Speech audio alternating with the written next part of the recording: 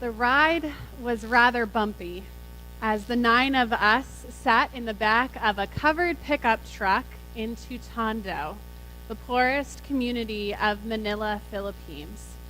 After 30 hours of traveling that had just ended the day before, and a morning and afternoon that was filled with meeting lots of people, we were exhausted.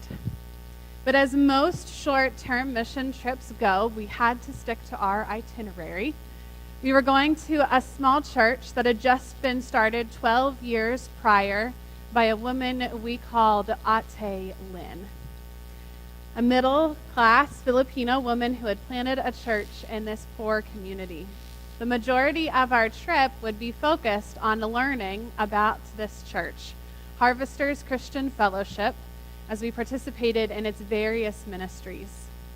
And so after a tour of the community, we were welcomed inside the church, and we shared a big meal together while sitting on plastic chairs in a circle. The first young woman that I had a conversation with would become one of my closest friends over the next 2 weeks and then even beyond. Her name was Aylin. She had a warm smile, one that just exuded joy. And what surprised me most was that she didn't ask me right away about my family or where I was from or the normal things that you usually ask people when you meet them for the first time. Right after she asked me my name and how I was doing, she asked, "How is your ministry in America?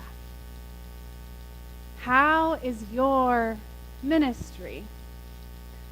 I didn't really know how to answer. She took me off guard. How did she know that I was part of a ministry? And what kind of ministry was she talking about?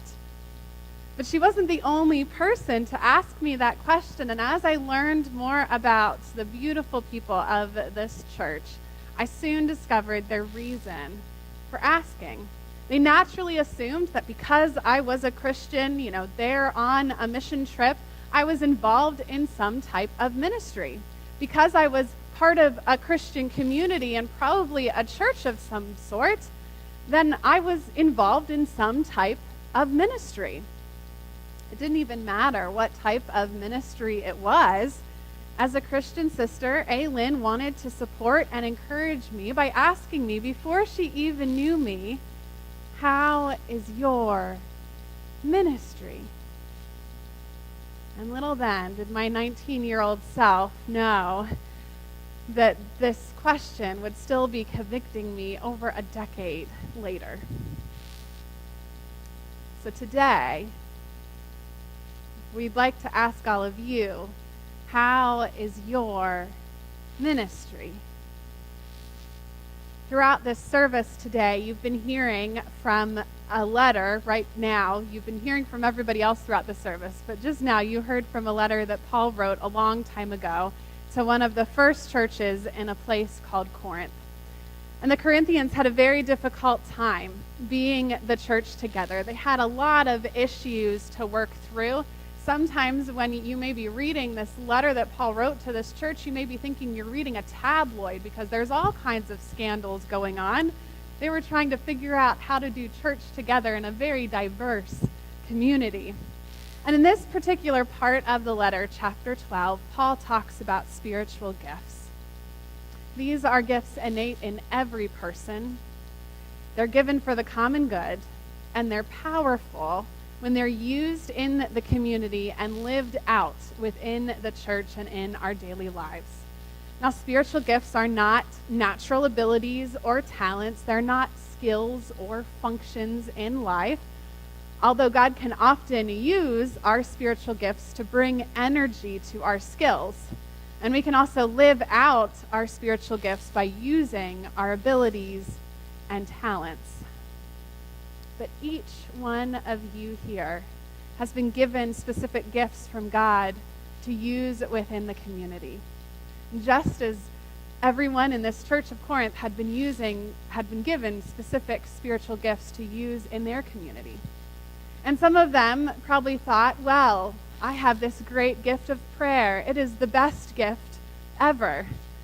But Paul is saying that's not so. There is no one gift that is higher or more important than another. They all work together like the body works together.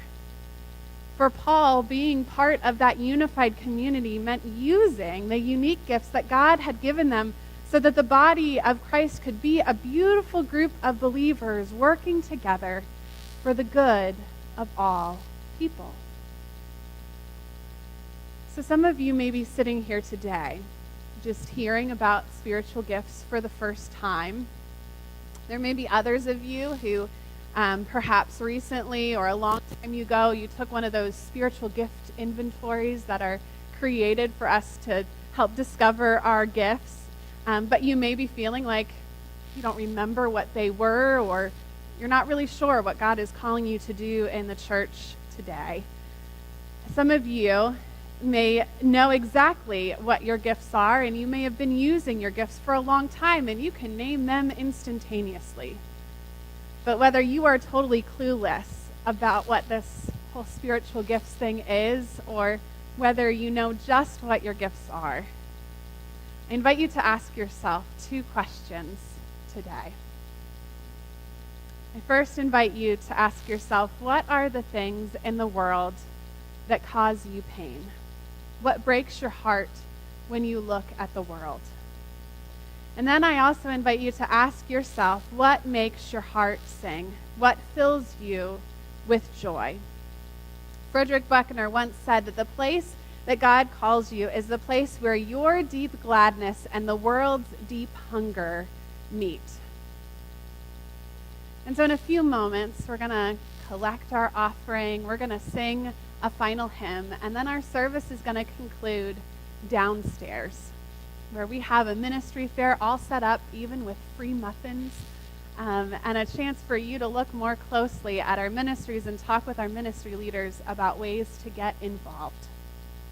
But I invite you to ask yourself, as you go downstairs, how can you do those things that make your heart sing so that healing can come to those places in our church and our community and our world that break your heart? We weren't meant to be part of a church just so that we could go to worship and sit in these pews and feel all filled up and so good about what will happen in the next week when we leave. That's only one part of church. The other part of church is our response to go out in the community and be part of the change that we long to see in the world. So I hope that today and in the days and weeks to come, that you would find the place where God has called you and grow into the fullness that God intended. How is your ministry?